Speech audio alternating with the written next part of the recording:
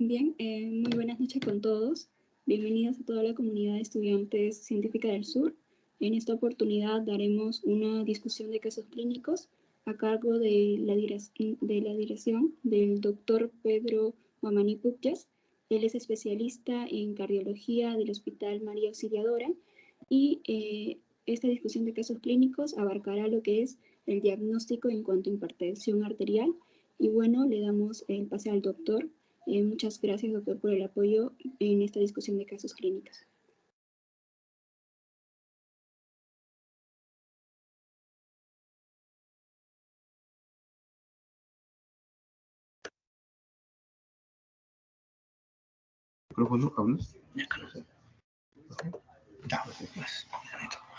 Buenas noches. ¿Me escuchan? Buenas noches, doctor. Sí se le escucha. Buenas noches. Muchas gracias, chicos, por la invitación. Voy a tratar de explicarles un poco sobre hipertensión arterial. Vamos a hacer cuestiones básicas para que pueda quedar algunos conceptos para que ustedes puedan tener en cuenta más adelante en su trabajo o en su quehacer diario. Pues ya. Vamos a empezar rápidamente. Sé que están un poco cansados, así que vamos a hacerlo rápido. La hipertensión arterial es una entidad o condición que es muy frecuente verlo en nuestra carrera, ¿no? Sin ser especialistas, vamos a encontrar o hacer diagnóstico de hipertensión a lo largo de la actividad laboral que ustedes van a desarrollar. Es una enfermedad emergente con probabilidad a largo plazo que va a seguir creciendo o aumentando en porcentaje, ¿no? Es una enfermedad que nos va a acompañar siempre, pero como bien saben ustedes, no tiene cura, así que siempre lo van a encontrar. Dentro de las generalidades, la prevalencia a nivel mundial de la hipertensión arterial es bastante alta. Se estima más o menos que hay 1.130 millones diagnosticados de hipertensión arterial en el 2015, ¿no? En términos generales, dicen que la hipertensión en adultos se sitúa alrededor de un 30-45% de toda la población mundial. Entiendo que este porcentaje se sacó hace ya bastante tiempo porque ahora, tomando en cuenta que somos casi 8 millones de población, creo que no correlaciona mucho con lo que está ahí, ¿no? Pero por lo menos para que pueda entender que es una enfermedad bastante prevalente, ¿no? En relación al sexo, en realidad no hay mucha diferencia tampoco, ¿no? La relación entre hombres y mujeres va casi por ahí, 24-20 a favor de los hombres, ¿sabes? Más cantidad de hombres que mujeres, pero no es mucha la diferencia como ustedes pueden ver.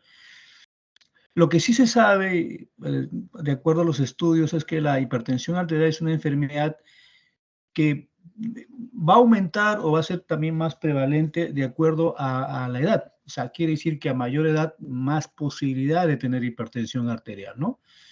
Se sabe que a partir de los 60 años, la población, mejor dicho, la población de 60 años para arriba, el 60% de ellos son hipertensos, ¿no? Se ha hecho el cálculo incluso para el 2025 que va a haber un incremento de hipertensión arterial de un 15-20%, y si hablamos en números específicos va a llegar a 1.500 millones de personas con hipertensión arterial. De esto se sabe que menos de la mitad de estos pacientes hipertensos diagnosticados están controlados. Entenderán que esos estudios se desarrollan o se realizan en países desarrollados, ¿no? O sea, no es un porcentaje que sea para nosotros, porque en los estudios que se hacen en nuestra población, en realidad los porcentajes de controlados es bastante más bajo, ¿no? Entenderán que influye hay muchos factores, ¿no? Factores ambientales, sociales, educativos, etcétera, que ustedes de seguro lo van a ir conociendo a medida que van teniendo pacientes de este tipo, ¿no? Hay muchos pacientes que no creen en la hipertensión porque no dan síntomas, ¿no? O creen que las medicinas en vez de ayudar les va a provocar un problema, o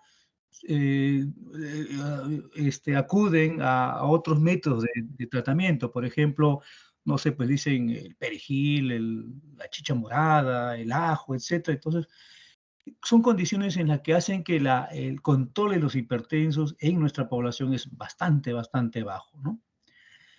Es uno de los factores principales de riesgo cardiovascular. O sea, dentro de los factores de riesgo cardiovascular para problemas coronarios o cerebrales, la hipertensión es un factor muy importante como provocador de estas condiciones, ¿no? Y la etiología es multifactorial, o sea, no hay una etiología definida, la hipertensión no tiene una causa, ¿no? Lo que sí tiene son muchos factores que influyen, ¿no? Influye la raza, influye la edad, influye el estatus socioeconómico, influye si hay factores predisponentes, ¿no? Influye si uno es hipertenso, perdón, si uno es diabético, si es dilipidémico, obeso, si hace inactividad física, si está en actividad física, si consume mucha sal, etc. O sea, tiene muchas causas que puede desarrollar en un paciente esta hipertensión arterial, ¿no? Doctor, La otra pregunta, sí, dígame. Se ha quedado en la primera PPT de su presentación. No sé si podría volver a compartir la pantalla para que la presentación A se ver, pueda ver. Uh-huh. a ver. Solamente lo ven esta nomás, la hipertensión arterial. Esta. Ya se movió, doctor. Ya.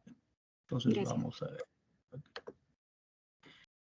Entonces, la siguiente pregunta es, ¿el paciente con hipertensión tiene síntomas?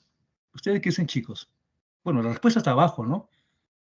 No, la mayoría de pacientes no tienen síntomas, o sea, son asintomáticos, ¿no? Se calcula más o menos que el 85% de todos los pacientes hipertensos son asintomáticos, o sea, solamente hay un 15 a 20% que son sintomáticos y son los que generalmente acuden al hospital a evaluarse, ¿no?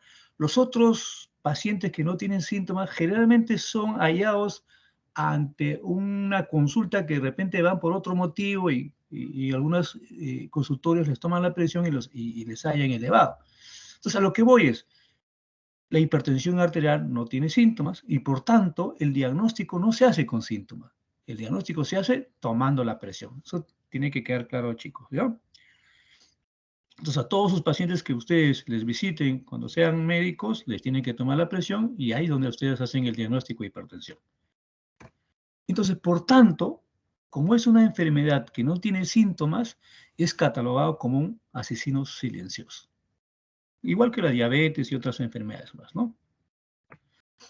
Fisiopatológicamente, la hipertensión arterial, como también probablemente ustedes saben, está definido por dos condiciones. Doctor, disculpe que Dígame, le ¿tampoco? interrumpa. Sí, ¿Tampoco? no se nota. Creo que es uno por uno, ¿no? Creo Sí, que va a tener que hacer. Ahora sí. ahora sí. Ahora sí, ¿no? Creo que va a Gracias, tener que doctor. hacer uno por uno. Ya está bien, no hay problema, uno por uno lo voy a hacer. Ya, entonces, Iva, la hipertensión arterial fisiopatológicamente es una condición que se va a definir por dos situaciones. Por el gasto cardíaco, que ustedes ya lo saben, chicos, probablemente de seguro que sí. Déjame un ratito ese pluma, ¿dónde está? Ya. Por el gasto cardíaco y por la resistencia vascular periférica.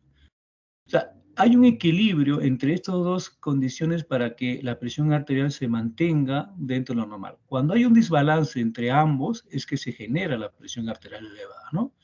El gasto cardíaco, a su vez, como ustedes saben, va a estar definido por el volumen sistólico y por la frecuencia cardíaca.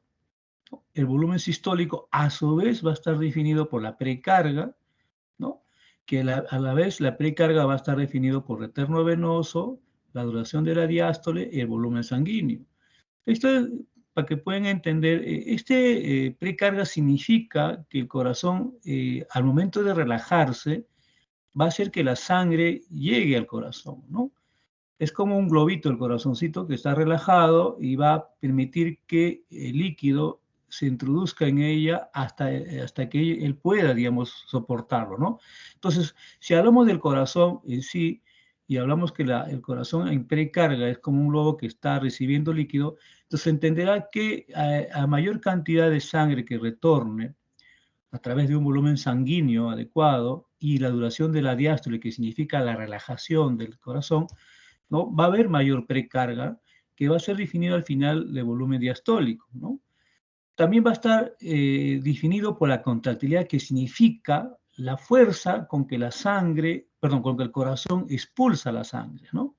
Y la poscarga está definido como la resistencia que va a generarse a través de los vasos cuando el corazón se contrae y expulsa la sangre, ¿no? Entonces, cuando uno evalúa algunas patologías, se puede entender básicamente a través de estos mecanismos cómo es que se produce, ¿no? A su vez, la resistencia vascular periférica va a estar definido por el diámetro vascular, ¿no? Y esto va a estar definido si hay vasoconstricción o vasodilatación, ¿no? Y esta situación va a estar dado por un sistema nervioso autónomo, básicamente el parasimpático, y también el simpático influye obviamente, los factores hormonales como el sistema renina-angiotensina, aldosterona, y la autorregulación, ¿no? Para que el diámetro de los vasos se mantenga un determinado diámetro, ¿no? Pero cuando hay alteraciones, o se vasoconstruye o vasodilata, va a haber problemas. Va a depender también de la viscosidad de la sangre, ¿no? Cuando la sangre es más viscosa por aumento de hemoglobina, el pasaje va a ser más lento y eso va a generar mayor resistencia. Y la longitud del vaso, a mayor longitud, mayor resistencia. Entonces, todo eso influye en estas condiciones. Entonces, para que haya un equilibrio, tiene que haber, digamos, para que la presión arterial, mejor dicho, se mantenga dentro de los parámetros normales, tiene que haber un equilibrio entre estos dos sistemas, ¿no? Si uno falla y el otro no lo repone, va a generarse la hipertensión arterial. Esto es lo que iba a decir. Creo que no. Ay, acá está. Otra vez. Ok. Entonces, para poder diagnosticar hipertensión arterial, una de las claves o una de las condiciones necesarias para poder definirlo bien es la precisión de la medida. O sea, yo para definir a un paciente hipertenso tengo que tomar varias acciones. No puedo yo diagnosticar hipertensión, por ejemplo, en una sola medida, ¿no? Si yo encuentro un paciente hoy día 150/80 sin ser hipertenso anteriormente, no lo puedo catalogar como hipertenso. Tengo que tomar pautas o hacer algunas situaciones para poder definir si es hipertenso o no ese paciente, ¿no? En ese aspecto,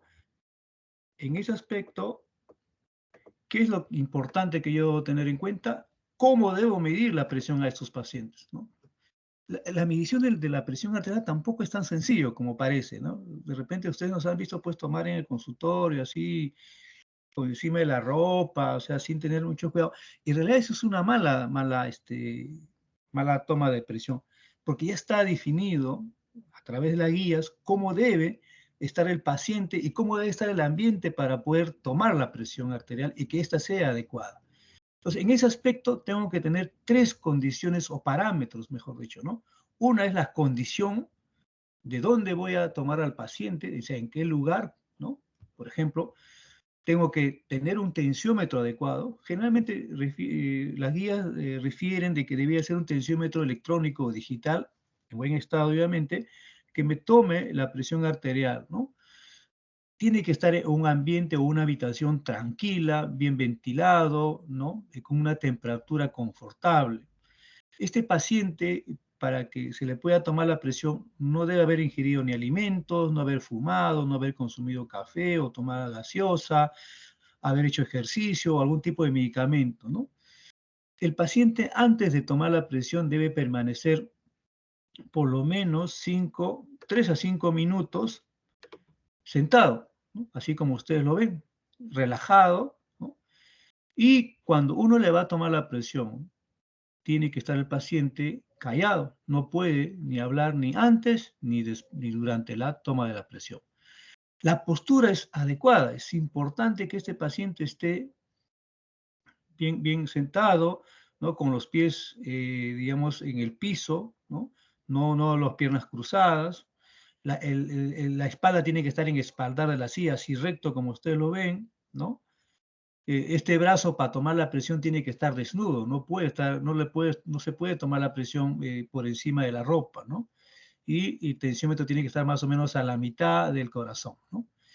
Y las mediciones deben ser, digamos, primero en ambos brazos, ¿no? O sea, debo tomar primero en un brazo y luego en otro brazo.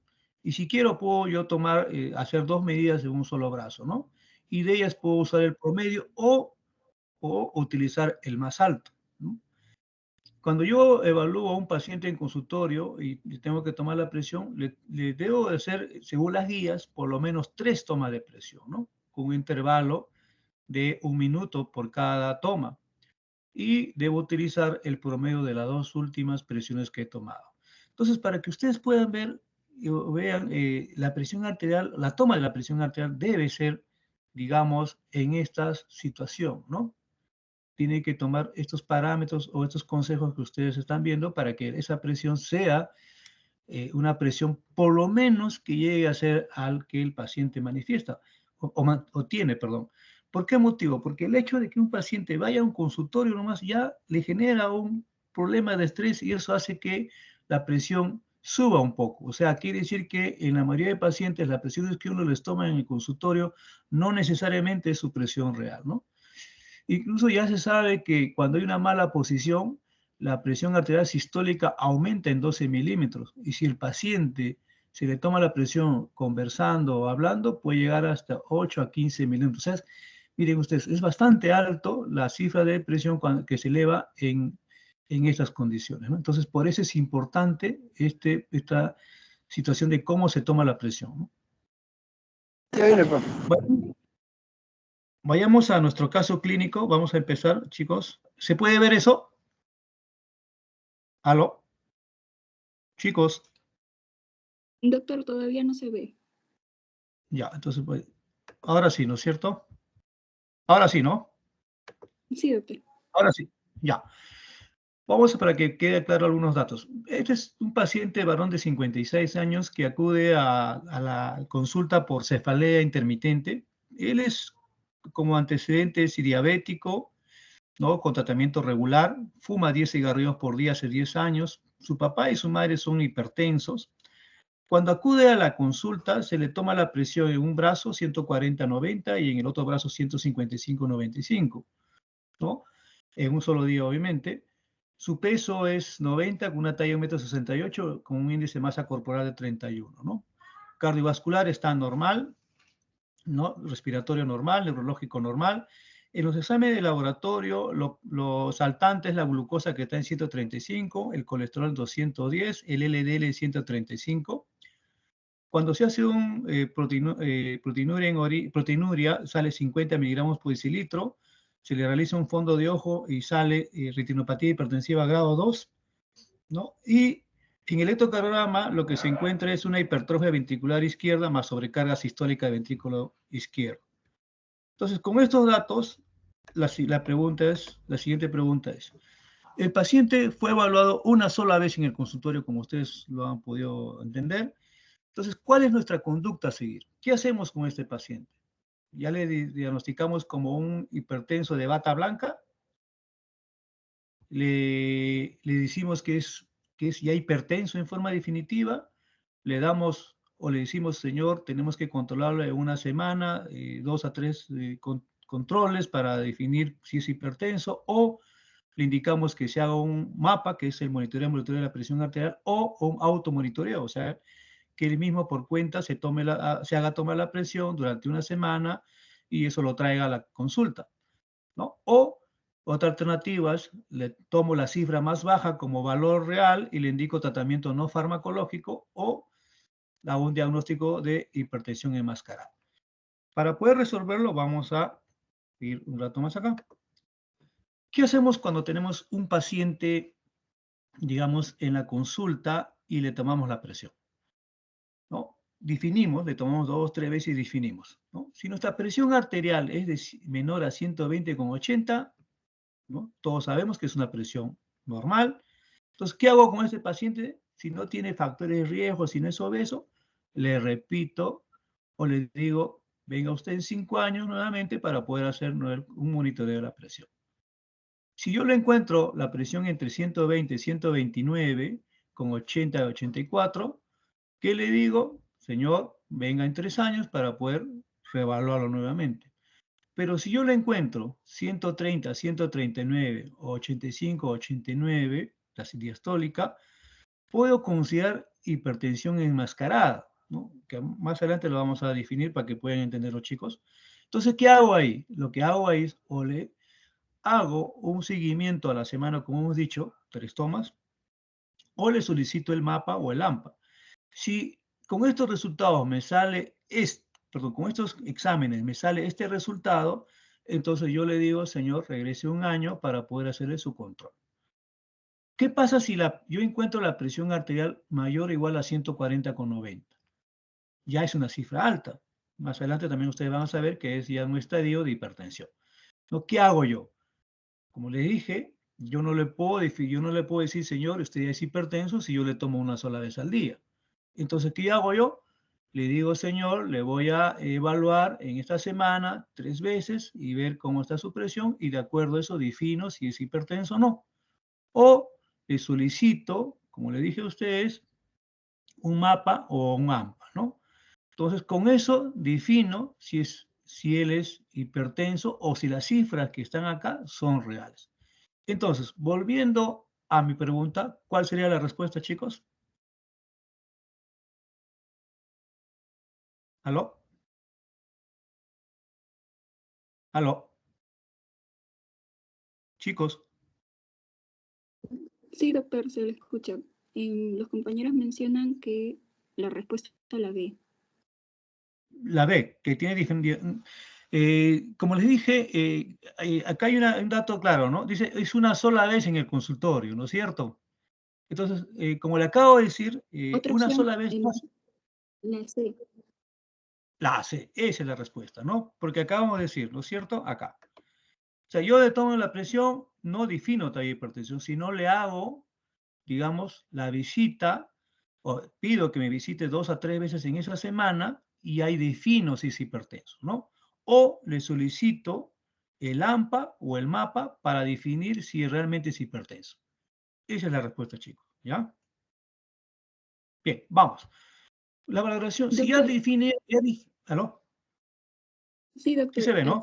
aquí mencionan qué significa mapa. Ya. MAPA es ¿cómo se llama? Las sílabas de monitoreo ambulatorio de la presión arterial. ¿En qué consiste? El MAPA es un brazalete que se coloca al igual, es el mismo que se toma la presión, se coloca en el brazo, pero va colgado un dispositivo que hace que se insufle ese aparatito, ese brazalete cada 15 minutos, por ejemplo, en el día y cada 30 minutos en la noche. O sea, ¿qué hace? Le toma la presión durante el día cada 15 minutos y en la noche cada 30 minutos, ¿no? Y la misma máquina hace valores, promedios, ¿no? Promedio de día, promedio de noche y promedio total. Y de ese acuerdo a eso sale el resultado de presión, cómo es la presión del paciente. Eso lo voy a, digamos, explicar un poquito más adelante, así que vamos a contar. Pero quiero que conozcan, el mapa es eso. ¿Y qué significa AMPA? AMPA significa automonitoreo de la presión arterial, que consiste en que el paciente en casa va a la farmacia o va a su centro de salud y pide que le tomen la presión y lo va anotando en un papel, ¿no? Durante una semana, si es posible, 3 veces al día, mañana, tarde y noche, y si no, mañana y noche es suficiente, ¿no? Y de acuerdo se saca un promedio y se define si es hipertenso o no. ¿Quedó claro, chicos? ¿Sí, no? Sí, doctor. Sí, sí. Mencionan si también tiene factor de riesgo obesidad en este caso clínico. Sí, claro, claro, que lo vamos a ir viendo todo, todo. O Bien, sea, doctor. sí, sí, claro, sí. Bien, entonces, ¿qué hacemos en el estudio de la hipertensión arterial? Existen 2 guías muy importantes en las que nosotros trabajamos, ¿no? Una guía americana, que es el AJA, y una guía europea. Cuando uno valora un paciente con hipertensión arterial, o sea, lo diagnostica, uno tiene que ya hacer un estudio detallado de ese paciente, porque no solamente se va a quedar con la presión arterial, tiene que ver otros factores más. Por ejemplo, tengo que ver la parte o la historia personal y familiar de estas enfermedades. En esta guía, en ambas, no hay diferencia. El examen físico, que debe incluir pues, la presión de la toma de la presión arterial en ambos brazos, ¿no? En el primer día, obviamente, ¿no? Que es también similar a la otra escuela. El laboratorio debe incluir pues, el hemograma, la glucosa, ¿no? El perfil lipídico, la creatinina, ¿no? También puede ser la tasa de filtración glomerular, ¿no? Que es importante para ver cómo está la depuración, calcio sérico y hormonas tiroideas, ¿no? Tengo que hacer un examen de orina importante, un electrocardiograma. Opcionalmente se puede hacer ecocardiografía, ácido úrico, ¿no? O una relación de albúmina creatinina, una relación. ¿Si diferencian entre ambos? No, porque al final son iguales, casi todos. Tal vez acá en la escuela europea, lo que aparte de la ecocardiografía, también recomiendan hacer un Doppler carotidio, ¿no? Hacer el índice brazo talón, que es importante para ver rigidez arterial o problemas arteriales periféricos. También sugieren ellos hacer una función cognitiva cerebral, ¿no? O tal vez también hacer algún tipo de examen, tipo tomografía o resonancia cerebral para ver si hay daño o no a nivel cerebral, ¿no? Porque la presión arterial pues es una enfermedad que afecta a todo, ¿verdad? No tiene reparo en dañar todo. Entonces, acá en la escuela americana no son tan, digamos, intensos, por decir así, en cuanto a otros exámenes. Acá sí, ¿no? Acá sí ya se piden todo, ¿no? O sea, o sugieren que se haga todos estos exámenes, ¿no? Entonces, ¿yo cómo confirmo el diagnóstico de hipertensión arterial? ¿Cómo yo puedo decir, este paciente es hipertenso? Como ya de repente ustedes me han podido entender, quiero ver si se ve. La Doctor, creo confirmación que la diagnóstica, diapositiva no se ve. pues ese es el detalle que no lo quiero. Doctor, una consulta también. Mencionan que si la guía americana es más usada por los exámenes internacionales o también se usa la guía europea. Ya, le iba a responder eso más adelante, pero ya voy avanzando. Mira, en cuanto a la presión arterial, la guía, la cifra de presión arterial en las guías americanas, por ejemplo, ellos consideran hipertensión arterial de 130/80, ¿no? Para ellos, por encima de esos valores, son ya hipertensión arterial grado 1. En cambio, la guía europea lo considera a partir de 140/90, ¿no? Y para la guía europea, 130/80 es una hipertensión, no, es una presión arterial normal alta. Entonces, los países, muchos países, incluido el Perú, nosotros trabajamos con la guía europea, ¿no? Entonces, para nosotros la presión arterial normal, perdón, alta, va a partir de 140/90. Yo un ratito voy a... Algo está pasando. No puedo. Ahí está. Ya, entonces, esto sí se puede. Así ve. Muy bien. Entonces, ¿cómo va la confirmación diagnóstica? Como ya ustedes han podido entender, les he recalcado que no se hace un diagnóstico al momento del primer examen, ¿no? O sea, tiene que hacer, digamos, consultas posteriores, ¿no? Entonces, ¿cómo hago el diagnóstico? Con estos, ya, con estos parámetros, ¿no? Eso, en realidad eso es repetir nomás, ¿no? Entonces, ¿qué decimos? En la consulta, ¿no? Debo hacer durante una semana tres evaluaciones y de acuerdo sacar mi promedio, ¿no es cierto? ¿No? En la guía americana dice suficiente con 2. En la guía europea dice 3. ¿Ya? Hagamos que sean 3. Si digo, pucha, pero el paciente no, pues no va a venir, no quiere, ya. Entonces digo, ¿usted tiene poco de recursos? Sí, ya. Entonces hágase un mapa. Un mapa, como le expliqué hace un momento, es un examen que toma la presión en forma automática, ¿no? Durante 24 horas. Cada 15 minutos en el día, y cada 30 minutos en la noche, y ellos sacan un promedio total, diurno y nocturno, que ahorita les voy a explicar. O el otro examen es el automonitoreo. El automonitoreo, donde yo le digo al paciente que durante 7 días haga que se le tome la presión mañana, tarde y noche, ¿no? Y de acuerdo a las medidas que tenga, le hago un promedio y defino si es hipertenso o no, ¿no? Descarto, digo, las medidas del primer día y trabajo con el segundo, a partir del segundo día.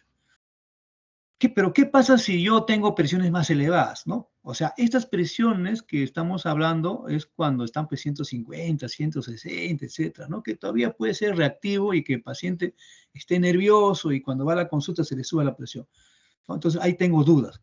Pero ¿dónde no voy a tener dudas? ¿En qué momento? O sea, cuando yo digo, este paciente así le tome la primera vez y ya está alto, ya, yo no tengo dudas. ¿En qué momento? En esta situación. Cuando la presión sistólica, sea mayor de 180 o la diastólica mayor de 120, no tengo ya dudas. Este paciente es hipertenso. O si le encuentro la presión arterial sistólica mayor de 160 o la diastólica mayor de 100, pero que tiene evidencia de daño de órgano blanco, también le defino como hipertensión arterial. Chicos, pues esta es la más o menos cómo es el algoritmo, cómo uno tiene que hacer el diagnóstico de hipertensión. Ya, acá está. Este es lo que le decía del mapa, ¿no? Como habíamos conversado, o ya había adelantado, la guía americana considera 130-80 como hipertensión ya, ¿no? Si yo tomo como valor eso, entonces si yo hago un AMPA o un automonitoreo del paciente y su promedio sale 130-80, debería ser como diagnóstico también hipertenso. Y si le pongo el mapa y después reviso y veo que su el promedio de presión arterial en el día es de 130,80, o en la noche 110,65, o en total 24 horas 125,75, determino que es hipertenso. Pero no trabajamos con esto, trabajamos con esto que está acá, ¿no? Cuando yo encuentro un paciente con 140-90 de presión, ya lo considero como hipertensión siempre y cuando yo ya haya demostrado. Entonces, ¿qué le hago? Le hago un automonitoreo como está ahí, ¿no? Le digo que le vaya a tomar la presión, y si el promedio de la presión en esos 7 días o 6 días que se va a tomar sale 135,85, es hipertenso. Y si le pongo el mapa y encuentro que en el día el promedio es 135,85 o en las noches por encima de 120,70, estamos hablando de por encima por si acaso, igual o más, o las 24 horas sale mayor o igual a 130,80, defino como hipertensión arterial, chicos, ¿ya? Si solamente, por ejemplo, me sale de noche, sería hipertensión nocturna. Si solamente me sale de día, sería hipertensión diurna. Y si sale todo, sería hipertensión sistodiastólica sistémica, ¿ya? Entonces, esta es la presión, los valores de presión que uno debe tomar, el AMPA y el MAPA, ¿ya? Acá dice MAPA. Bueno, no en el blog, no, pero ese mapa, ¿ya? Muy bien. ¿Alguna duda? Si tiene duda. Lo que sí es importante también determinar o saber es que la presión arterial de día es mayor que en la noche, ¿no es cierto? Porque en la noche nosotros descansamos o dormimos y nuestro sistema se regula, hace que la presión disminuya, ¿no? ¿Cuánto debe disminuir? Debe disminuir entre un 10 a 20%. Y si no llega a ser un 10 ni 20%, está por debajo de 10, entonces se cataloga como un patrón nocturno no DIPER, ¿no? Porque no llega al valor que queremos, ¿cómo se llama? De 10 a 20, está menos de 10. Entonces, ¿qué me genera eso? Mayor riesgo de hipertrofia ventricular izquierda, mayor riesgo de falla cardíaca, mayor riesgo de daño renal. Existen fenotipos de hipertensión. Acá me van a entender lo que le hablan, ¿no? Cuando uno evalúa a un paciente en la consulta o a través de un mapa o un AMPA, como ustedes quieran verlo, hacerlo mejor dicho, si yo encuentro la presión arterial de 140 menos 90, o sea, para acá abajo, y encuentro en promedio, las 24 horas hemos dicho que es 130,80, si está menos de 130,80 y menos de 140,90, es un paciente normotenso ya demostrado, porque el mapa es el que me está ayudando a demostrar que estas cifras que están acá son reales, ¿no? Entonces, es un paciente normotenso. Pero, ¿qué pasa si a un paciente en consulta le encuentro más de 140,90? Digo, este es hipertenso, pero le hago el mapa, chispa, me sale menos de 130,80. Entonces, ¿cómo se cataloga ese paciente? Como hipertensión de bata blanca. O sea, ese paciente va a la consulta, se pone nervioso, ansioso y se le sube la presión. Entonces, ahí ven ustedes la importancia del mapa, ¿no? El mapa me define si es hipertenso o no, porque ya en la consulta lo había encontrado alto. Entonces, paciente con presión alta en consulta, pero mapa normal, hipertensión de bata blanca. Si yo tengo un paciente con presiones altas en consulta, por encima de 140,90, y tengo el mapa, digamos, por encima de 130,80, entonces, ¿cómo se llama este paciente? Este está demostrado que es un hipertenso, ya está definido, demostrado, ¿no? Ya por la presión que se eleva en consulta y la presión alta en el mapa. Pero hay una entidad que se llama hipertensión enmascarada. ¿Qué significa hipertensión enmascarada? Es aquel paciente que va a su consulta de ustedes y ustedes le encuentran la presión normal, 120,80. Dice, este paciente está normal. Pero él dice, doctor, pero me duele la cabeza, me siento mal, me siento caliente en la noche, no sé, a veces me tomo y está elevado. Caramba. Entonces le haces el mapa. ¿Y qué sale en el mapa? El mapa sale que la presión está alto. O sea, está por encima de 130,80. Entonces, a esta entidad, donde cuando ustedes encuentran un paciente en consulta con presión normales, pero en el mapa encuentran elevado, se llama hipertensión arterial enmascarada. ¿No, chicos? Cualquier duda me preguntan, ¿ah? Entonces, la siguiente pregunta de nuestro caso clínico es, en cuanto al hallazgo de presión arterial en este paciente que hemos conversado, con controles posteriores con cifras de presión arterial similares a la inicial, o sea, en los controles posteriores hemos encontrado la misma cifra de presión arterial, ¿cuál es el diagnóstico según la Sociedad Europea de Hipertensión Arterial? Hago hincapié en la Sociedad Europea porque, como les repito, hay dos guías, ¿no? La americana y la europea, pero nosotros trabajamos más con la europea. Entonces, para esto, vayamos a nuestro cuadro. ¿Qué definición debo usar? ¿No? ¿Qué definición uso? Esta es la guía, como ustedes ven acá, americana, ¿no? La guía americana dice que la presión normal debe ser de menos de 120 con 80 diastólica. Elevada, 120 con 129, perdón, 120 a 129, la sistólica y la diastólica menos de 80. Y hipertensión arterial estadio 1 de 130 a 139 con 80 a 89 y estadio 2 mayor o igual a 140 o mayor o igual a 90. ¿No? Este es para los americanos, ¿cómo se llama? Los pasos para definir o diagnosticar hipertensión arterial. Pero para los europeos no, para los europeos sí coincide en lo que es óptimo, ¿no? Que debe ser menos de 120 con 80. Normal sigue siendo 120 con 129 la sistólica y la diastólica 80-84.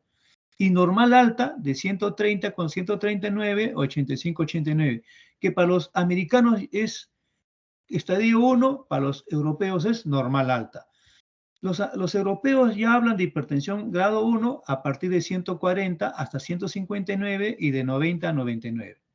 Grado 2 de 160 a 179 con 100 a 109 de diastólica y grado 3 mayor o igual a 180 y mayor o igual a 110 de sistólica. Ellos incluyen la hipertensión arterial sistólica aislada, que se define con presiones por encima, la sistólica por encima de 140 o igual a 140, ¿no? Pero con diastólicas menores a 90. Disculpe, tengo una consulta. Dígame. El tratamiento, o sea, bueno, al haber dos definiciones, el tratamiento podría variar, o sea, como en uno considera normal alta un valor y el otro lo considera de grado 1, dependiendo de cuál definición use, ¿el tratamiento cambia? Sí, claro, pero en nuestras guías nosotros trabajamos con la guía europea. Entonces, ese es el patrón que nosotros utilizamos. ¿no? O sea, les pongo esta definición para que ustedes puedan ver y cuando les consulten puedan responder, ¿no es cierto? Pero nuestro tratamiento, se hace incluso en varios países, ¿no? E incluso la Sociedad Internacional de Hipertensión Arterial define la hipertensión arterial sistólica mayor de 140 y la diastólica mayor de 90, ¿no? Ellos también, al igual que los europeos, consideran normal alta esta cifra de 130 140 con 85, 89, y grado 1 de 140 con 160 de sistólica y 90 a 100 diastólica, y grado 2 mayor de 160 con mayor de 100. Entonces, la definición es esta. ¿Qué utilizamos nosotros? Esta cifra, 140 con 90 como inicio de hipertensión arterial, chicos. ¿Ya? ¿Quedó claro? muchas gracias, sí. Muy bien. Entonces, la pregunta era, ya, entonces, si ya tenemos ya nuestro dato, ¿cuál sería nuestro diagnóstico? Si tomamos en cuenta la presión arterial más elevada de nuestro paciente, ¿cuánto era? 155,95, ¿no es cierto? Si vamos a utilizar la guía europea, ¿en qué estadio estaría nuestro paciente? ¿Grado 1? Estadio 1, ¿no es cierto? O grado 1. Ese es su paciente, ¿no? Entonces, nuestro diagnóstico es hipertensión arterial estadio 1. Muy bien.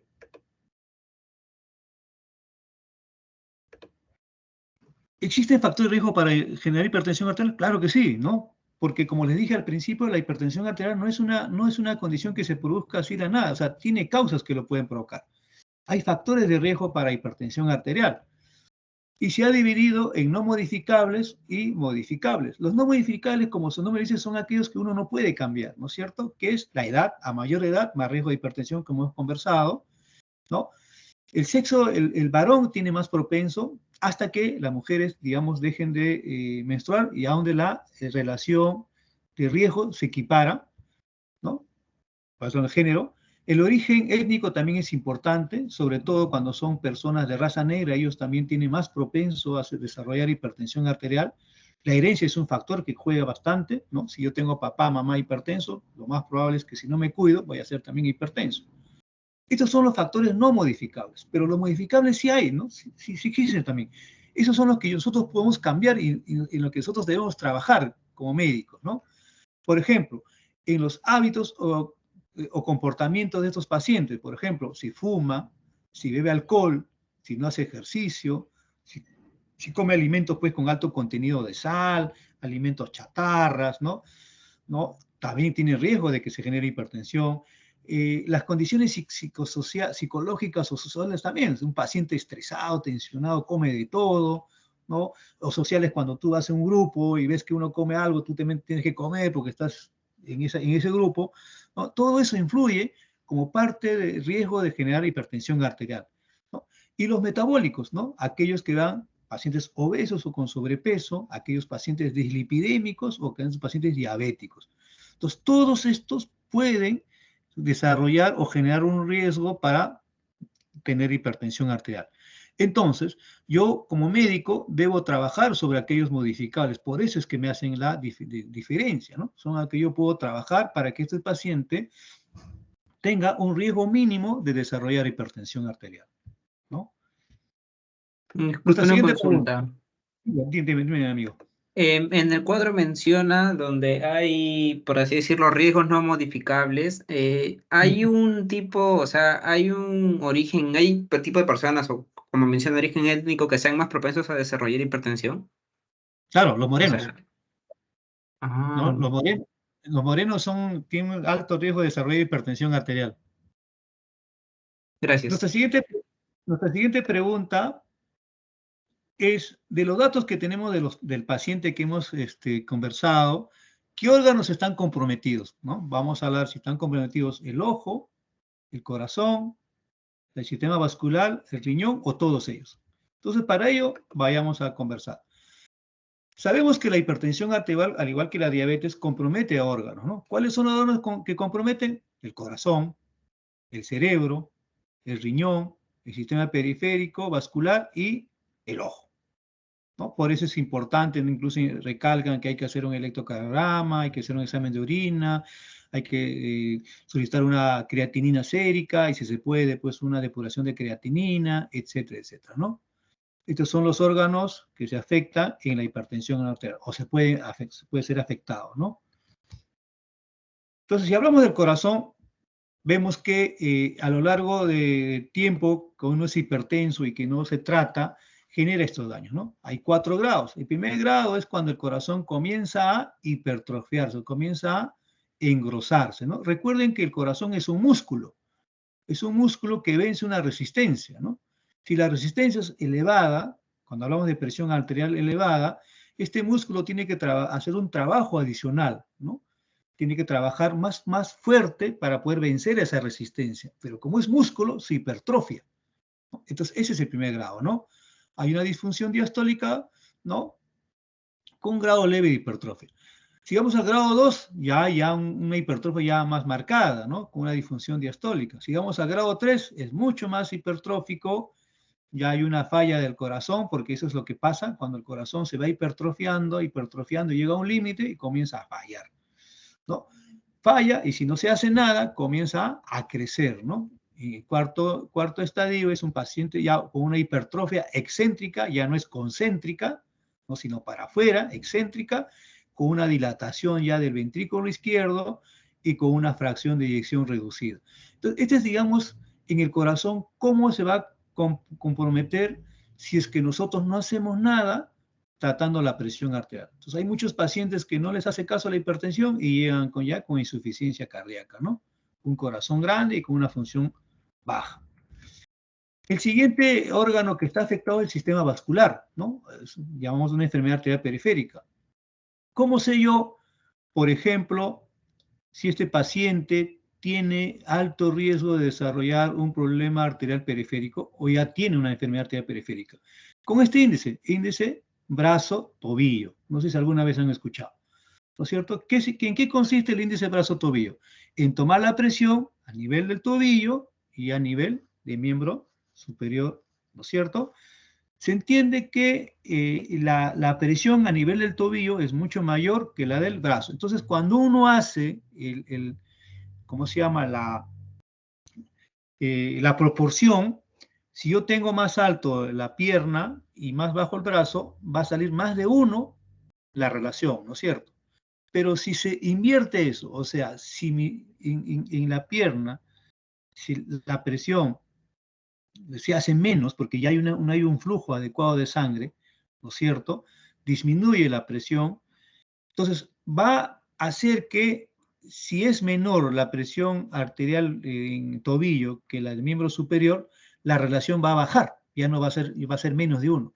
Entonces, eso significa esto.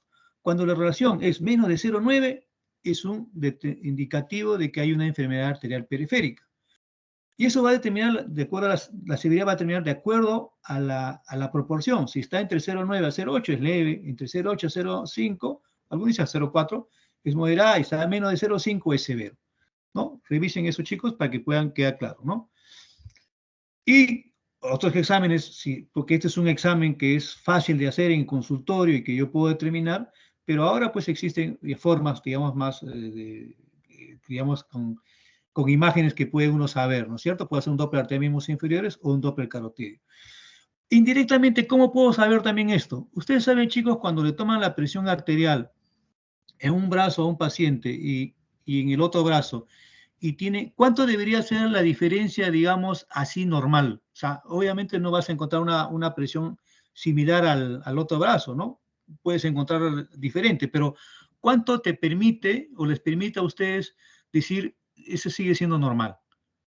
Más o menos. 10, ¿no es cierto? Seguro, ¿no es cierto? Pero ¿qué pasa si es más de 10? Si está, digamos, si uno está en 120,80 y el otro encuentra 140,80, hay una diferencia más de 20, ¿no? Eso también es un indicativo de que hay una enfermedad arterial periférica. ¿Ya, chicos? Doctor, Entonces, el disculpe, otro, la diapositiva no avanzó. Ahí, ahora sí. y esto es lo que decía, ¿no? Ahí está el índice brazo-tobillo, ¿no? Está al menos de 0,9 y todo esto, ¿no? Periférica. El otro órgano que se afecta es el cerebro, ¿no? El cerebro se puede afectar a través de un ACV isquémico o un ACV hemorrágico, ¿no? o crónicamente puede haber una degeneración a nivel cerebral y provocar al final una demencia, ya sea vascular o de Alzheimer. Entonces, ¿cómo uno puede determinar esto último? Antes de llegar, obviamente, a esta condición, a través de una valoración mental. Por eso es que la guía europea también hablaba de realizar un test mental a todos los pacientes con diagnóstico de hipertensión para ver el riesgo de desarrollar al final este tipo de enfermedades, ¿no? El ojo también es otro órgano que se afecta, ¿no es cierto? Nosotros cuando hacemos un fondo de ojo, hablamos de 4 tipos de retinopatía. El grado 1, cuando hay estrechamiento arteriolar. El grado 2, cuando hay cruces arteriovenosos. El grado 3, cuando hay exudados algodonosos, ¿no? Microaneurismas y microhemorragias. Y cuando hay papilidema, ¿no? Este es una retina normal, miren ustedes, bien bonito, ¿no? Los vasos están diámetros adecuados, no hay cruces, no hay exudados, etc., ¿no? Este es el grado 1, ya hay estrechamiento arteriolar, ¿no? Se hacen más delgados los vasos. El grado 3, ya hay cruces, acá ven ustedes cruces arteriovenosos, por acá también se ve, ¿no? El grado 3, ya por acá puede ver exudados, ¿no? Varios tipos de exudados diferentes, como algodonosos, ¿no? Etcétera. Acá también como aneurismas, perdón, estas hemorragias, y por acá creo que está un aneurisma, ¿ven? Chiquitos, como están dilatados. Y esto que está acá ya es el papilidema, ¿no? Todo este fondo está, pues mira, blanco, ¿no? Está todo blanco. Entonces, estos son los estadios de, digamos, del fondo de ojo, ¿no? Entonces, regresando a nuestro paciente. Esta es proteinuria, perdón. ¿Qué hacemos? El riñón hacemos a través de una proteinuria.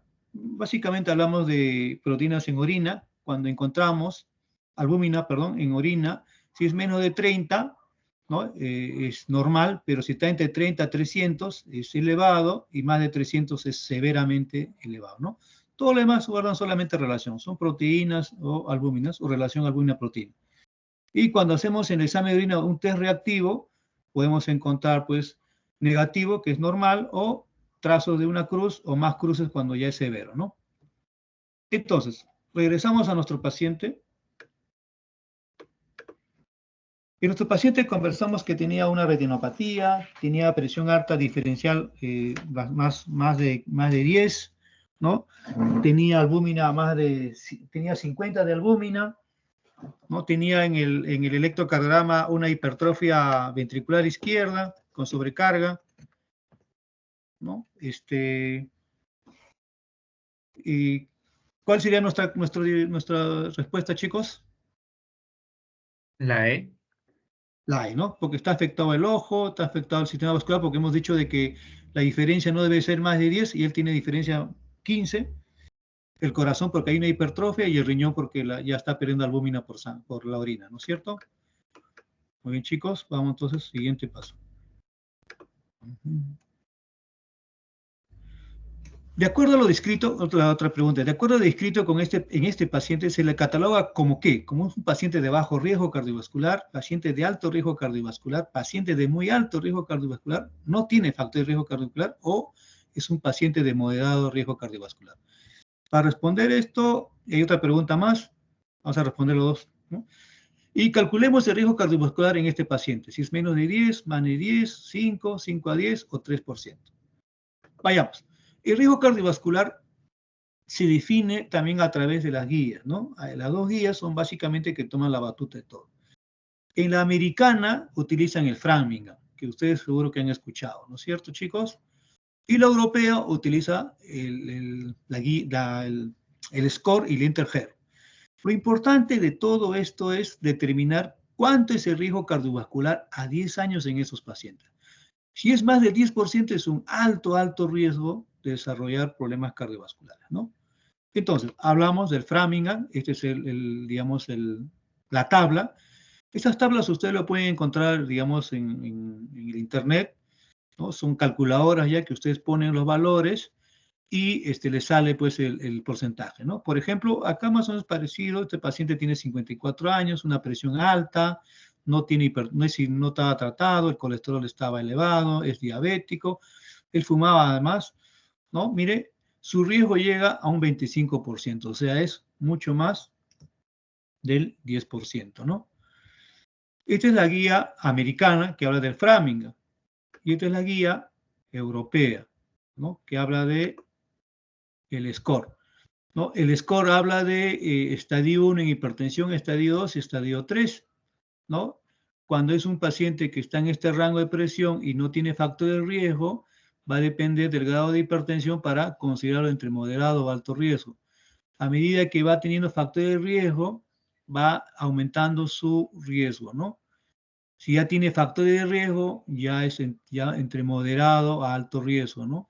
Si a esto le generamos o le añadimos daño ya de órgano blanco, por ejemplo, diabetes o enfermedad renal crónica, su riesgo se hace mucho, mucho más alto, ¿no? Y si a esto también le agregamos ya una enfermedad cerebrovascular establecida o una RC en estadio 4, su riesgo en realidad es muy, muy alto, ¿no? Entonces, ahí está el score. El score mide si son daños de órganos asintomáticos o ya son enfermedad establecida, ¿no?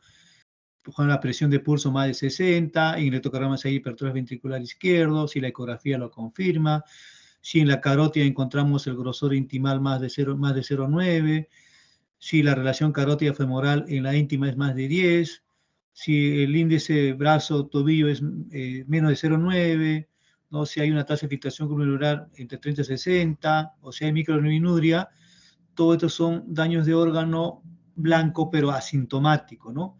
Cuando son sintomáticos son enfermedades establecidas, ¿no? ACV hemorrágico o isquémico, enfermedad coronaria, falla cardíaca, una enfermedad renal grado 4 o 5 o una retropatina grado 4. ¿Sí se ve esto, chicos? ¿Se está viendo? Sí, ¿no? Porque...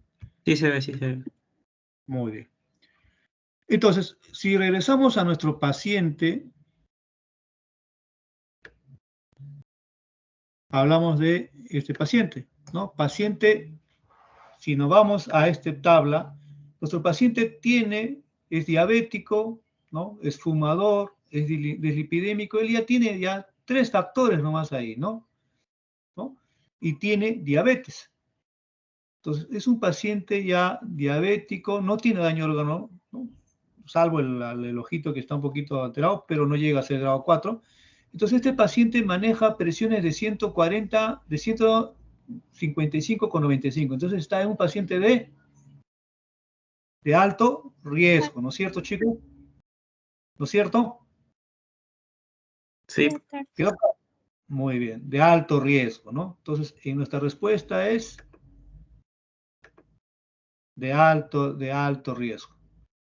Y si hablamos de la tabla de riesgo cardiovascular, no lo tenemos. Acá está la tabla cuando, como le voy a dejar la diapositiva, les he puesto acá la tablita, creo. Ahí está. Esta tabla ustedes hacen control clic y va a salirle le va a salir para que ustedes puedan. A ver. Ahí les sale para que puedan ustedes llenar los datos. Ahí está. ¿Ves? ¿Lo ven, chicos? No creo, ¿no? No, doctor. Tendría que... Ya, sí. Sí, tiene razón. ¿No? La pantalla. Pero sí sale. O sea, ustedes aplastan ahí control clip y va a salir la tabla de la OPS. Ahí ustedes llenan los datos del paciente y van a encontrar cuánto es su factor de riesgo, ¿ya? El riesgo cardiovascular, el porcentaje. Pero en este paciente es más de 10%. Entonces, nuestra respuesta es esa, ¿no? Más de 10%. ¿Alguna duda, chicos, hasta ahora?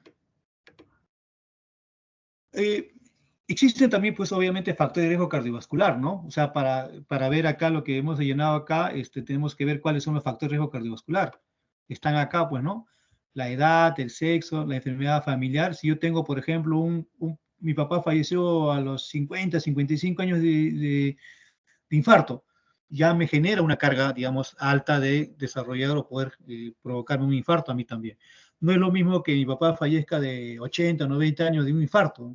Eso ya no es un riesgo para el familiar, sino cuando es un paciente joven, ¿no? Por eso es que habla de enfermedad cardiovascular precoz, ¿no? Hábitos nocivos como el tabaco, la hipertensión, el diabetes, la hipercolesterolemia o la enfermedad renal crónica también son factores de riesgo cardiovascular. La obesidad, el sedentarismo también, ¿no? Los hormonales, ¿no? Cuando las mujeres dejan de menstruar ya no tienen esa protección que les da estas hormonas para desarrollar problemas coronarios, ¿no? Psicosociales, alimentarios, hábitos tóxicos, ¿no? Hipertrofia ventricular izquierda, todo eso influye para riesgo cardiovascular, no para riesgo cardiológico, ¿no? Porque hace un momento hablamos de riesgo para desarrollar hipertensión arterial, ¿no? Esto es para desarrollar problemas cardiovasculares, ¿no? A ver, chicos, por acá. Parte del tratamiento de un paciente con hipertensión arterial ya diagnosticado es la dieta, ¿no? Es fundamental la dieta en estos pacientes, ¿no? Mira, incluso es más, ya está demostrado cuánto influye la presión o cuánto baja de acuerdo al estilo de vida. Si yo bajo de peso, por cada kilo que baje, baja 1 milímetro de mercurio de presión arterial sistólica. Si yo hago una dieta DASH, ¿no? Que es la que manejan ellos, y la europea, la mediterránea, que al final es una dieta sana, ¿no? Puede bajar hasta 11 milímetros de mercurio. Si yo reduzco la sal a 2 o 1.5 gramos por día, puedo bajar a 5 o 6 milímetros de mercurio. Si yo incremento el potasio en mi dieta, puedo bajar la presión. Si yo hago ejercicio aeróbico, no anaeróbico, aeróbico, 90 a 150 minutos todas las semanas, me baja la presión entre 5 a 8 milímetros de mercurio. Ahora, acá hay un dato que es importante recalcar. Este ejercicio aeróbico se tiene que hacer 150 minutos máximo en una semana, pero tiene que ser diario. O sea, me refiero, yo voy a dividir, si voy a hacer 5 días de ejercicio, debo dividir 30 minutos cada día, ¿no? En estos 5 días. Y se divide en los 7 días, más o menos va a ser entre 30 a 40 minutos, ¿no? Entonces, tengo que hacer ejercicio todos los días. No vayan a pensar ustedes que, pucha, me voy a poner a jugar jueguito fin de semana y hago mis 150 minutos y ya hice ejercicio. No, no es así. Este es un ejercicio, digamos, diario, ¿no? Y hay que reducir el alcohol, ¿no? Cuando uno reduce el alcohol, hablan de no quitar porque recuerden ustedes que el vino, un vaso de vino, está demostrado que puede, digamos, proteger al corazón de problemas coronarios, ¿no? Si yo bajo o reduzco el alcohol, puedo reducir también la presión arterial en 4 milímetros. Ahí está, chicos, miren, ahí está los factores de tratamiento no farmacológico, actividad física, reducir la sal, dieta saludable, bebidas saludables, moderado consumo de alcohol. No te dice no consumir alcohol, no dice, sino moderado. Hay que bajar el peso, no hay que fumar, eso sí, fumar no está, digamos, como indicación. Reducir el estrés y realizar actividad física, que es importante. O sea, a ustedes, a todos sus pacientes hipertensos, tienen que decirle que hagan todo esto. Aparte, si le dan o no dan tratamiento, el tratamiento no farmacológico sí es fundamental y está en todos los pasos del tratamiento para la hipertensión arterial, ¿no? Que es lo mismo que hemos dicho acá, ¿no? Las dos escuelas en realidad no difieren mucho, ¿no? En lo que hemos hablado, todo lo que hemos dicho está acá, ¿no? Y las dos escuelas coinciden, ¿no? Tanto la americana como la europea. Entonces, ¿cómo hago el tratamiento farmacológico? O sea, ya hice mi diagnóstico de hipertensión, ¿no? Cuando me dice por ejemplo, el AJA me dice, los americanos en realidad cuando hablan de hipertensión arterial estadio 1 de 130/80, ellos no, a pesar de que es diagnosticado hipertensión, no dan tratamiento farmacológico. En ellos inciden más en tratamiento no farmacológico en esa etapa.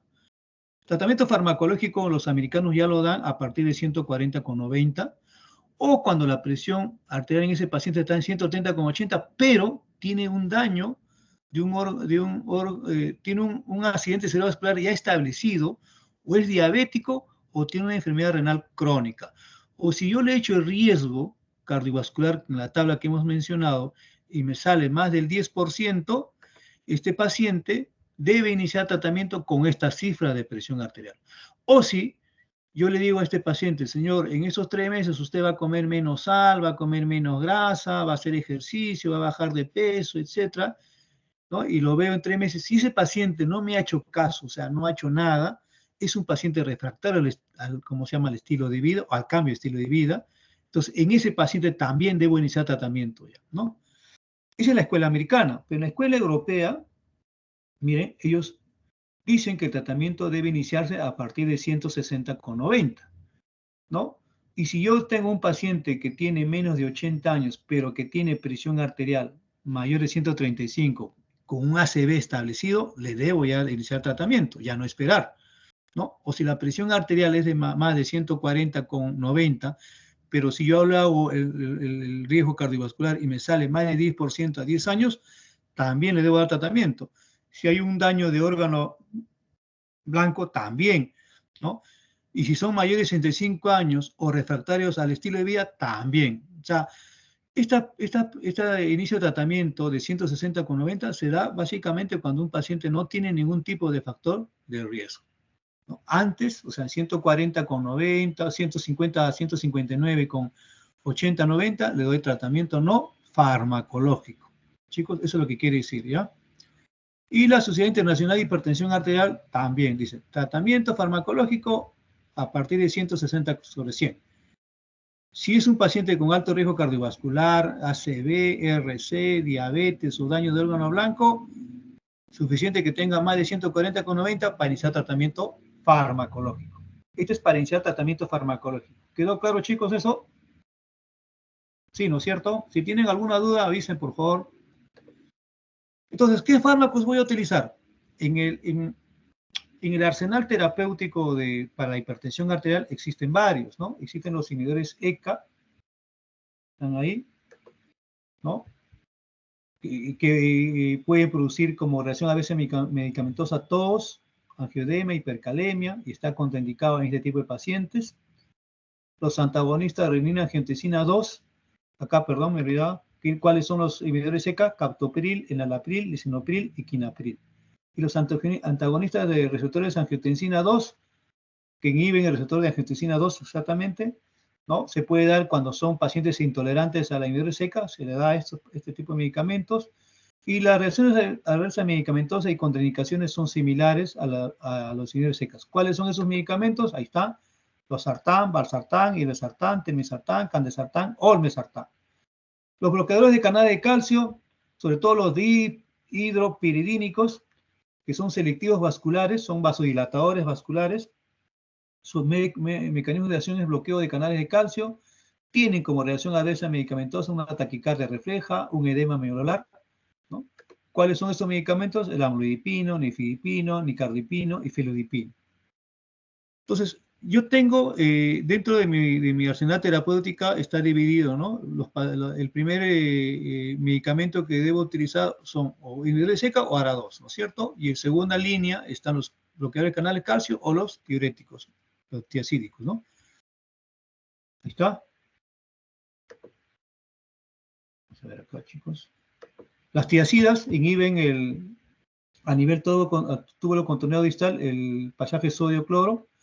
Reacción adversa medicamentosa es hiperuricemia, hiperglicemia, hipercalcemia o colesterolemia, hiponatremia, hipocalemia, alcalosis metabólica o prolongación del QT. Contraindicado en gota. ¿Cuáles son estos medicamentos? Hidroclorotiazida, clortalidona, endapamida.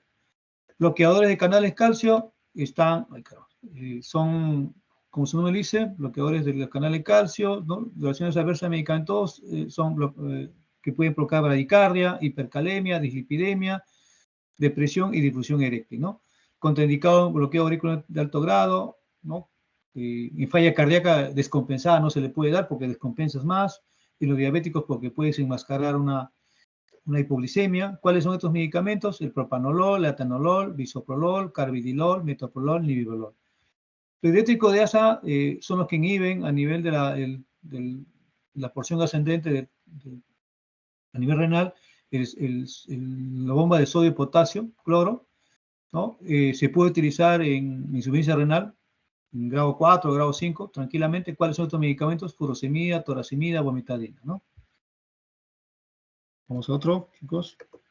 Los siguientes medicamentos son estos que están acá.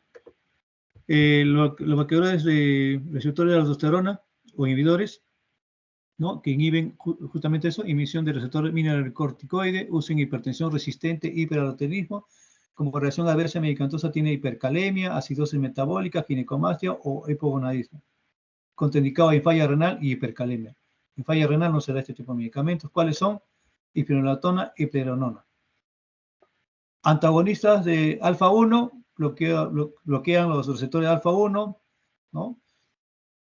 Se puede dar en prostatismo, en vasoespasmo, en feocromocitoma, son medicamentos de lesión en esos casos. Como reacción adversa medicamentosa tiene hipotensión ortostática. ¿Cuáles son estos medicamentos?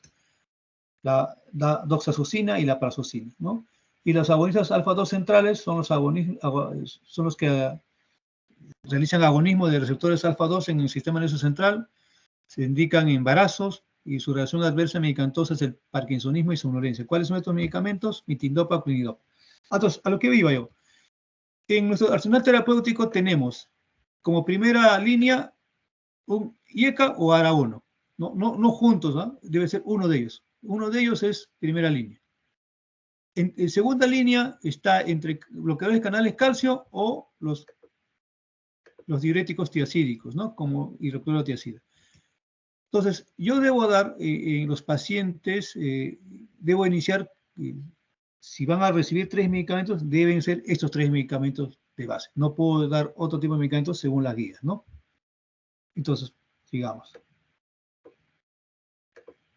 Ya. Este es el tratamiento que hemos dicho, ya está establecido. Y esta es la terapéutica. El tratamiento farmacológico. ¿Qué es lo que debo dar? Está demostrado ahora, chicos, que el tratamiento que yo debo iniciar en los pacientes es con 2 medicamentos. ¿No? Con 2 medicamentos. En primera instancia, puedo dar 2 medicamentos a una dosis baja. O sea, no le doy 2 stop, ¿no? Excepto en aquellos pacientes en los que no debo iniciar doble terapia, sino una terapia. ¿Cuáles son? En aquellos pacientes que no tienen riesgo o tienen bajo riesgo de desarrollar un problema cardiovascular y que sus presiones sean sistólicas menos de 150. En ellos le puedo considerar monoterapia, sin factor de riesgo, con presiones menos de 150. O en pacientes mayores de 80 años o en pacientes frágiles. En ellos también debo iniciar monoterapia. Si a pesar de que doy 2 medicamentos a dosis baja y mi paciente no controla la presión, ¿qué hago? Como segundo paso, aumento a dosis completa estos medicamentos, ¿no? Recuerden, siempre se inicia con 2, salvo lo que les acabo de decir, ¿no? Y si a pesar de eso no controla la presión, le agrego un tercer medicamento, ¿no? En esta escuela, lo que ellos consideran como segundo línea es, puede considerarse un calcio neutralizante o un diurético, ¿no? Uno ya define cuál de ellos utilizar. Cuando a dosis alta estos 2 medicamentos no me controlan la presión, ¿qué hago? Aumento un medicamento más, ¿no? Ahí sí ya. Los 3 medicamentos que acabo de decir a ustedes son los que deben estar como terapia antihipertensiva si van a ser los 3, ¿no? Hasta completar dosis completas. Si yo con esto controlo la presión, ya queda como tal. Pero si a pesar de darle estos medicamentos a dosis completa y no controla la presión, ¿cómo se llama esta enfermedad, chicos? Hipertensión resistente, ¿no es cierto? Cuando es una hipertensión resistente, ¿qué hago? Le agrego una espironolactona, ¿no? Esto que está acá. Como cuarto tratamiento, ¿no? Considero un beta bloqueador, lo que hemos dicho, atenolol, ¿no? Nibivolol, bisoprolol. Considero como parte del tratamiento, si es que este paciente, aparte de tener presión alta, también tiene una insuficiencia cardíaca, pero compensada, porque hemos dicho hace un momento de que cuando está descompensada no se puede dar el beta bloqueador, ¿no? Cardiopatía isquémica, es importante que sepan que los pacientes coronarios que han sufrido un infarto deben recibir beta bloqueadores. Si tiene una fibrilación auricular, ¿no? Deben también utilizar como parte de su tratamiento un beta bloqueador, ¿no? Entonces, ese es el tratamiento. Entonces, ¿cuál es mi meta?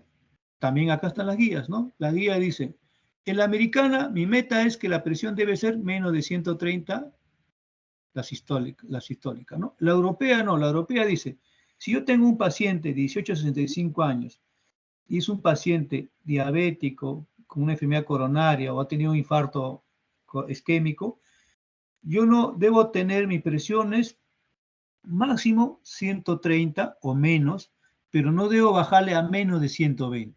Así son, ¿no? O sea, debo tener 130 o menos, pero no menos de 120. Y si este paciente tiene una enfermedad renal crónica, mi presión debe ser menos de 140 hasta 130, ¿no? No debo bajarle más, ¿no? Y la diastólica entre 70 y 79. Pero si es un paciente mayor de 65 años y tiene estas enfermedades, lo que yo debo considerar es una presión arterial meta de 130 con 139 y de 70 con 79 la diastólica. Esta es mi meta, que es lo mismo que al final lo dice la Sociedad Internacional de Hipertensión también, ¿no? Reduce en 20, más de 20 y 10, logrando tener menos de 140 con 90 de presión meta, ¿no? Opcionales menos de 65 años, ¿no? Menos de 130 con 80, pero más de 120 con 70, ¿no? Eso es un poco complicado, ¿no? Pero así son las guías, ¿no? Y si son más de 65 años, menos de 140 con 90. ¿Y por qué hay diferencia? Porque en los ancianos o las personas mayores, las presiones pueden considerarse normal un poco más por encima de los pacientes jóvenes, ¿no? Por eso es que, como ustedes pueden ver, son distintas presiones, ¿no? Como tiene 10 más que de cada uno, cuando es más de 65 años, como normal o como meta para controlar la presión, que es lo mismo que pasa en la Sociedad Europea, ¿no?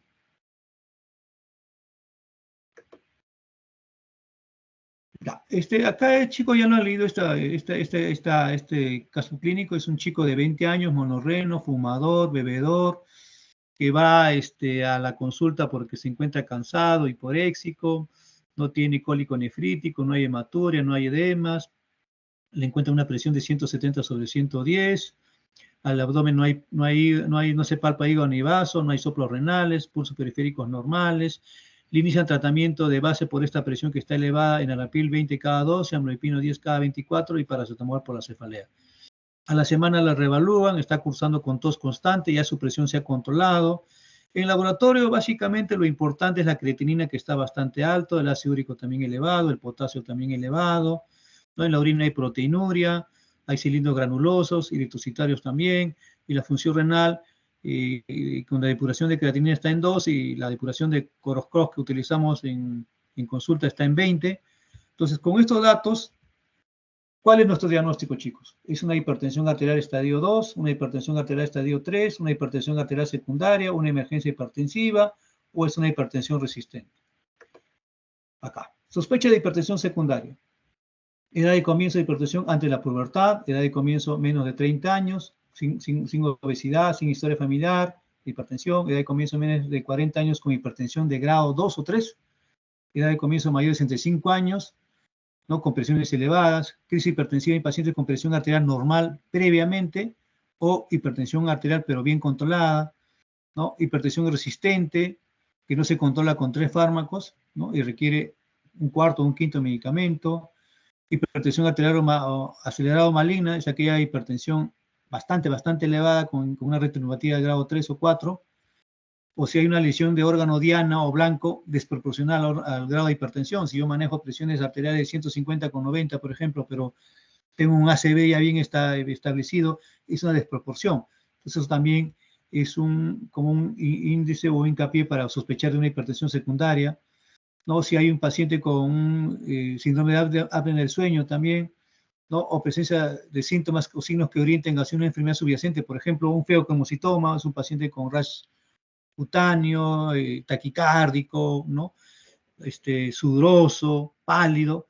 Entonces, clínicamente me puedo orientar que sea un feocromocitoma, ¿no? O si toma algunos fármacos que pueden inducir hipertensión, ¿no? Entonces, uno dice, ¿cuándo sospecha hipertensión? O, perdón, ¿cuándo es una hipertensión secundaria? Pues se divide, por ejemplo, cuando es renal, ¿no? Renovascular, hay aldosteronismo primario, disnea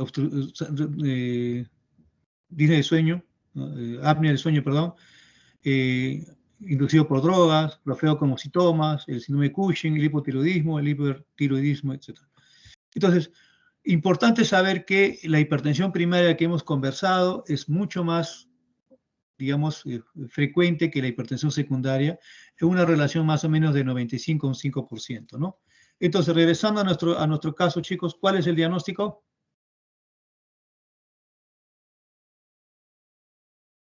La E, bueno, la 5. No, es la C, ¿no? La La C. C, ¿no es cierto? Claro, porque es secundaria, ¿no? Porque es joven, hipertensión alta, ¿no? Es la C. Ya lo podemos ver, chicos. Entonces, vamos. El último.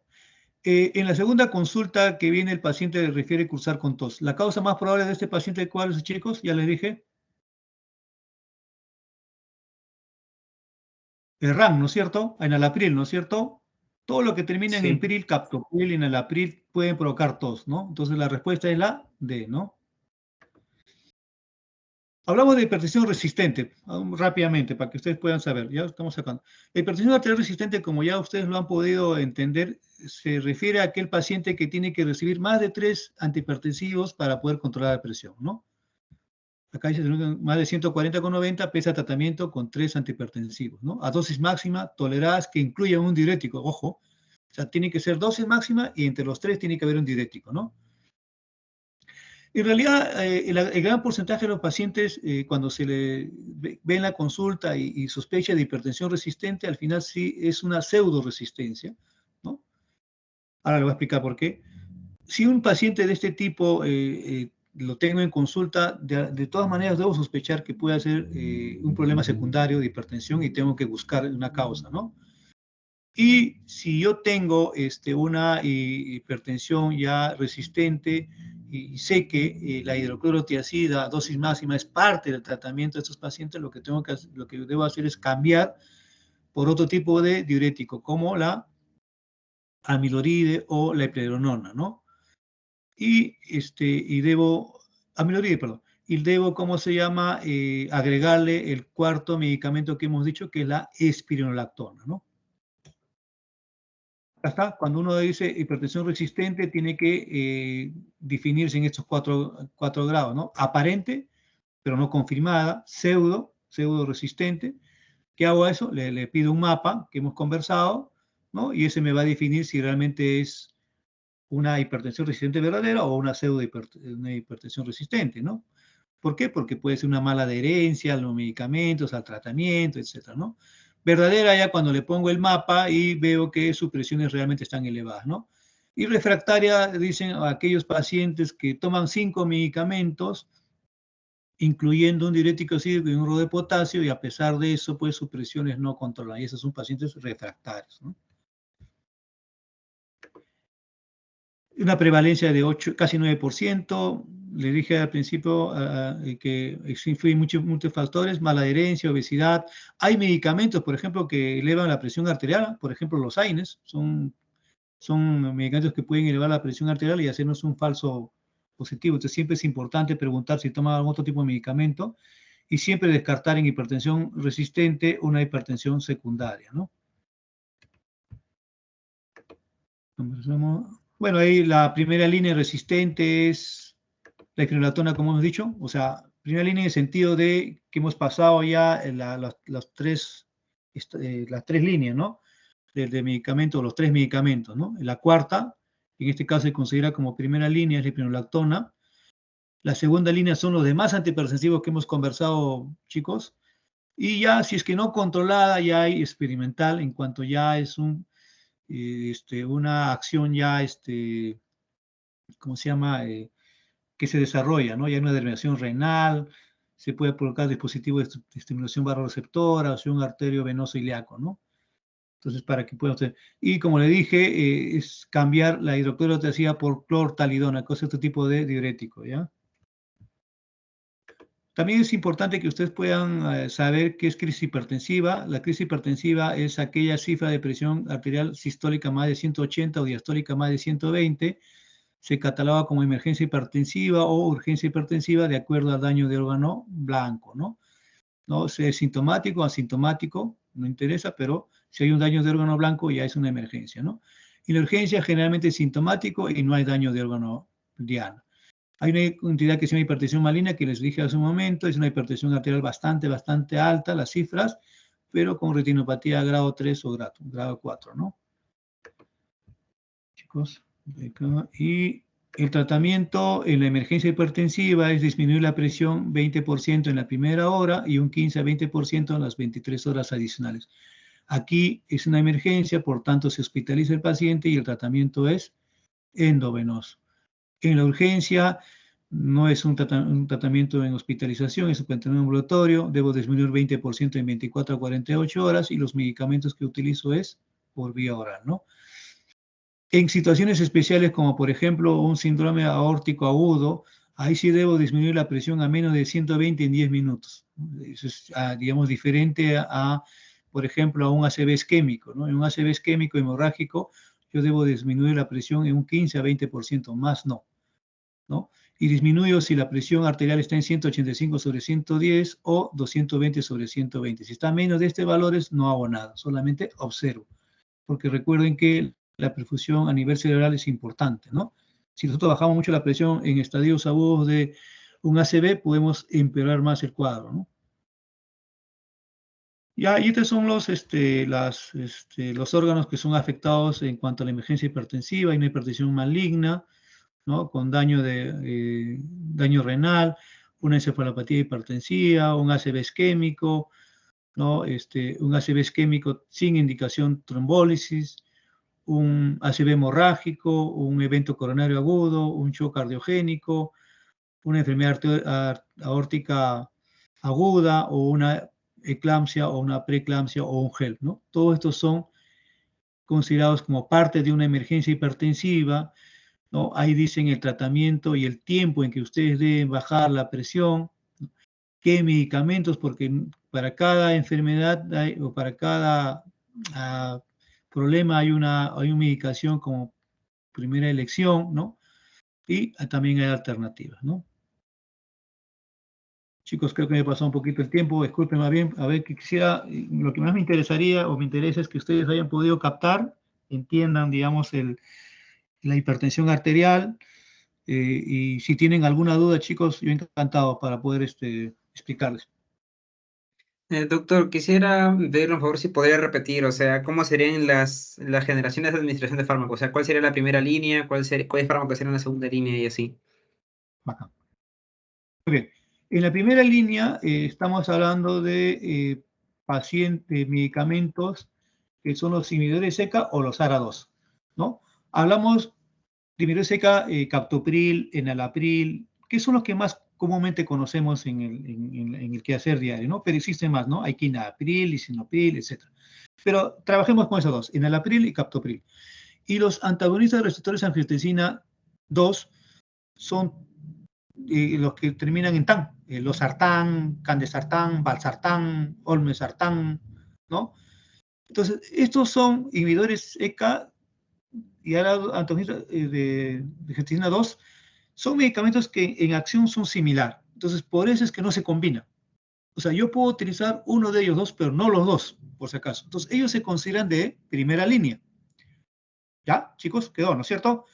El de segunda línea, ahí está, digamos, en discrepancia. Anteriormente, el de segunda línea era los diuréticos, tipo tiacídicos, no la de ASA, por si acaso, los tiacídicos, que el más conocido es la hidroclorotiacida, ¿no es cierto? Ahora han cambiado un poco la situación, algunos lo han pasado a tercera línea y en segunda línea lo han subido al calcio antagonista de los dipiridínicos, que estamos hablando de nifedipino o amlodipino, ¿no? Entonces, esos tres medicamentos son los que están en primera, segunda línea, para no hacerlos, digamos, complicados. Les dejo así. Primera línea, inhibidores SECA o ARA2. Segunda línea, diuréticos tipo tiacida, en este caso hidroclorotiacida. Y tercera línea, calcio antagonistas dihidropiridínicos, que en este caso es nifedipino o amlodipino. ¿No es cierto? Ahí quedó, ¿no, chicos? Muchas gracias. ¿No? Y los otros ya son, digamos, con estos tres medicamentos, si yo no controlo a dosis tope, ya paso a ser hipertensión resistente, ¿no es cierto? En ese caso, el tratamiento de hipertensión resistente, debo agregar ¿qué medicamento? ¿Cómo se llama? Los bloqueadores del sistema de la aldosterona, ¿no es cierto? Hemos dicho, ¿no? La espironolactona, ¿no? ¿Alguna otra pregunta, chicos? ¿Quedó claro? Sí, doctor. Una cosa más. Había mencionado en qué casos también tendría que darle un beta block al paciente. Dijo insuficiencia cardíaca y otras dos más que no recuerdo. Así. A ver, acá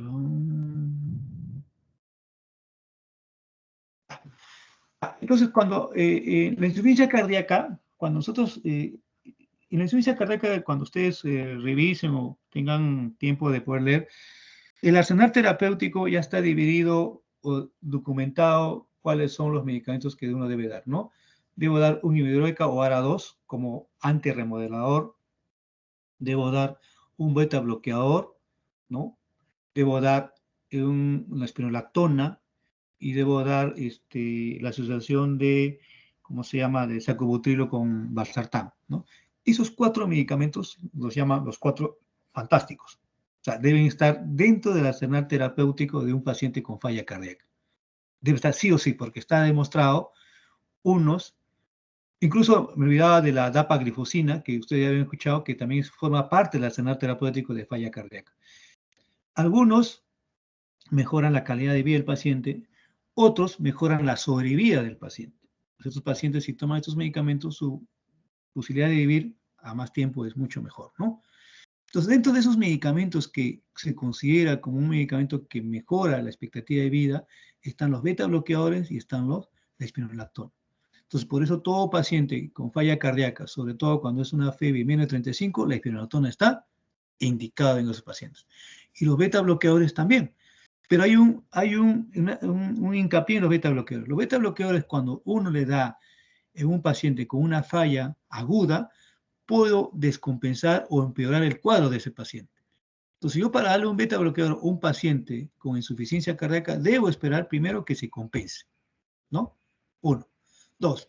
Si yo tengo un paciente con un problema coronario, ya tiene un infarto, ¿qué busco en ese paciente? Busco mejorar su calidad de vida, le doy un beta bloqueador. ¿Qué busco también? Busco evitar que haga arritmias, porque un paciente con infarto, en los primeros 7 días se puede morir de arritmia, ¿no? ¿Qué hago? Hago que tenga que trabajar, es un corazón enfermo, tengo que hacer que trabaje lento, que trabaje poco. Entonces, ¿para qué me sirve? Entonces, ¿qué medicamento me sirve para esas cosas? Me sirve el beta bloqueador. Puede decirme cardiopatía isquémica. Si yo tengo un paciente con fibrilación auricular, ustedes saben que es una arritmia, que está con frecuencia 120, 130, pues es una fibrilación auricular con una respuesta ventricular no controlada. Le tengo que dar un medicamento que controle su frecuencia. Y para eso va los beta bloqueadores. A esos chicos. Muchas gracias, ¿Se doctor. entendió? ¿Se entendió, chicos? ¿Alguna otra cosa más, chicos? La idea es que quede claro, chicos, para que ustedes puedan, que quede claro que ustedes van a hacer bastante diagnóstico de hipertensión y ya saben cómo ustedes deben considerar a estos pacientes, ¿no? Ya lo que hemos dicho, todo está escrito, no es nada que uno lo haya inventado, esas son las guías, ¿no? Entonces, cómo uno debe diagnosticar hipertensión arterial a un paciente, porque recuerden ustedes, muchachos, que la hipertensión arterial es una enfermedad que no tiene cura.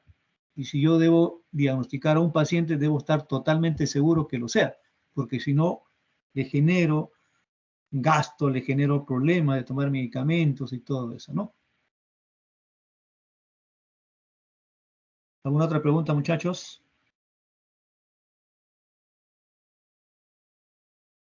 Sí, doctor, mencionaban que en este caso, ¿cuál sería el tratamiento del primer caso que había mostrado?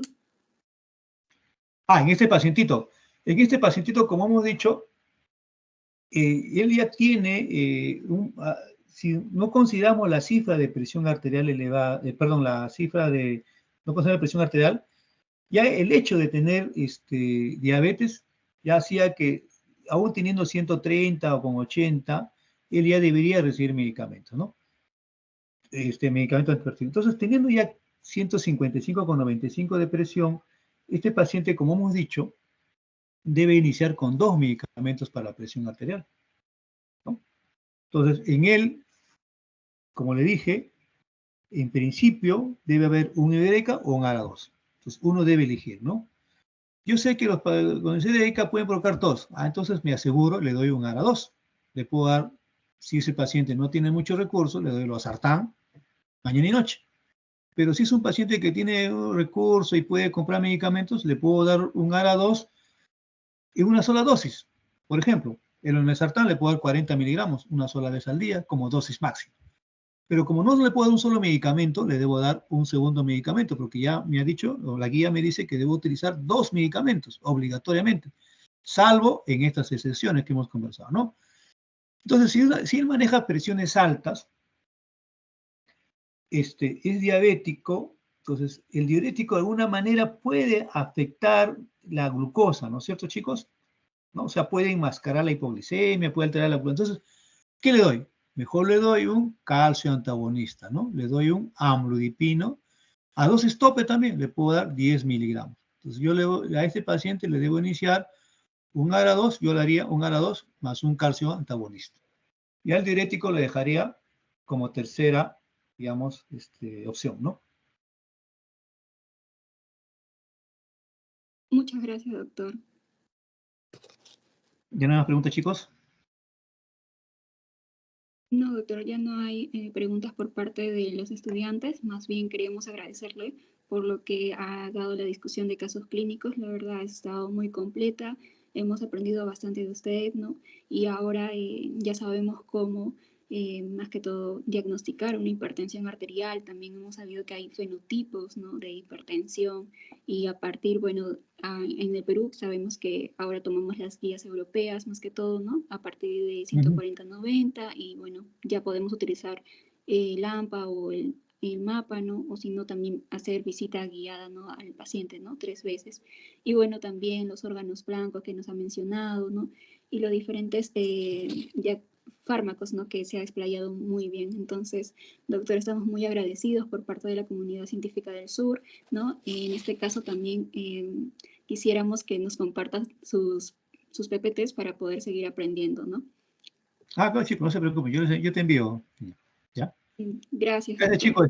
Espero que ya le haya servido y ojalá, pues, ¿no?, que les sirva. Y recuerden ustedes que son la generación que va a diagnosticar hipertensión. Ustedes van a encontrar mucho más porque con esta pandemia y con esto que ha habido mucha gente que ha estado en casa, ¿no?, ha estado sedentario.